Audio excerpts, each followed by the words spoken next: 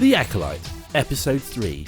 Is this the worst episode so far? As you know, I've been trying to be as positive as I can about The Acolyte, but even I've had to grit my teeth and fake a smile through this episode. Smile, smile, smile, smile, smile. This whole episode takes place 16 years before the previous episodes, and we see the twins in a forest where May uses her powers to torture an insect. Stop! Okay, I'm going to hit the pause button right here and let you know that this is kind of a metaphor for the entire episode.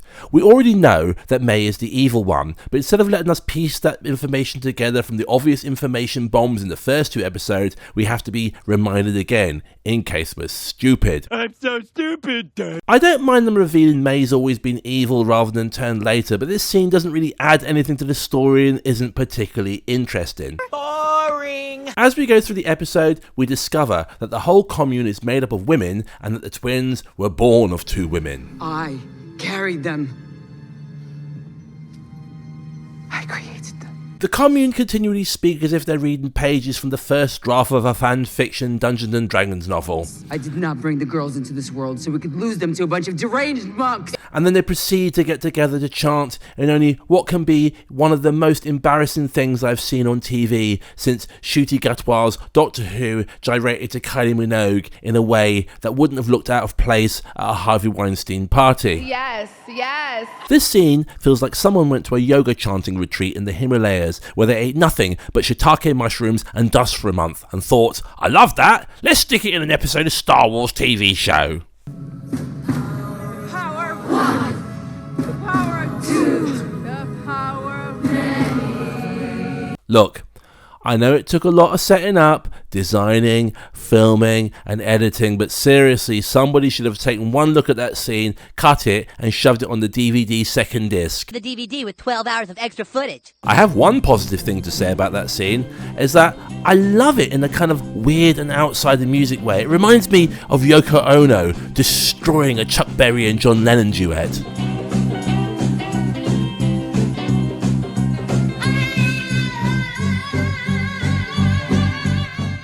Not that I am comparing the Acolyte to those two rock and pop legends, it's just that this god-awful chanting didn't make me angry and cringe. I laughed and enjoyed it in an extremely and unhealthy way, in the same way as I enjoyed Yoko Ono ruining the rock legend's duet.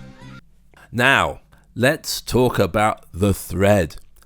So, as far as I can see, the thread is the same as the Force, just with a stupid name and a stupid metaphor. Pull the thread. Change everything. It ties you to your destiny. It binds you. I don't think so. Personally, I think they missed a trick and could have had a wonderful nod to my heroes, Ed Wood Jr. and Bela Lugosi, from their amazing film Glenn or Glenda.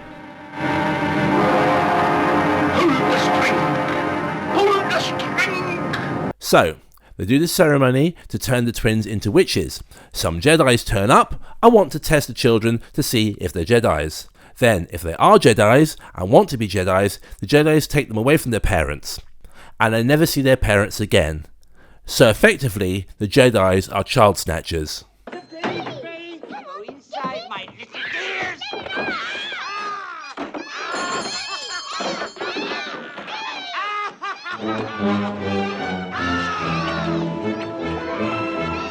It's obvious in The Phantom Menace that children are taken away from an early age for training, but the implications of Anakin possibly not seeing his mother was based on them both being slaves.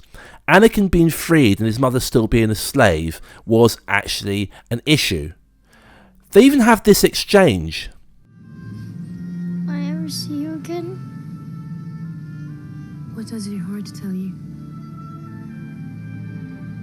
I hope so.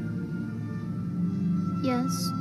So, they test the children, find out that one of them is Jedi, but not the other one because the other one lied, and she wants to become a Jedi, but the other one doesn't want to become a Jedi, so the one that doesn't want to become a Jedi sets fire to the stone castle, which catches fire and burns, with the same consistency of dried wood. You gotta be kidding me! The fire causes an explosion.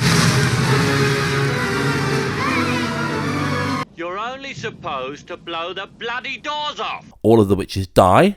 One of the twins falls into a fiery pit. The Jedi snatch, take the other child away, and shock horror, we find out the other twin is still alive. That we already knew was going to happen because we've seen that she's alive and well previous in the 2 episodes before, which was 16 years later, so it was kind of pointless to have this reveal. Going back to my original question, is this the worst episode so far? Oh yes, this is absolute trash. Even Lee Jung-jae couldn't save this one. It was just an utterly ridiculous plot. The dialogue is atrocious, the acting is wooden, and the child-stealing Jedis just shows the people who made this have absolutely no knowledge, no respect for Star Wars, and they clearly hate Star Wars fans. Yes, yes. Comparing episode 3 of The Acolyte to The Empire Strikes Back, which is what I actually consider to be the best of Star Wars, is like comparing Yoko Ono to Chuck Berry.